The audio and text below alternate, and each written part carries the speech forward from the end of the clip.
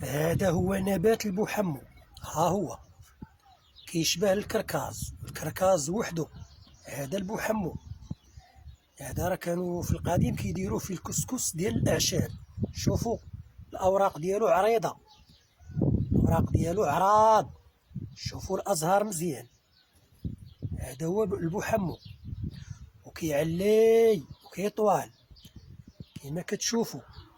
ها هو هنا، ما عرفت شكون اللي قطع ليه الازهار ديالو. هذا هو البوحمو.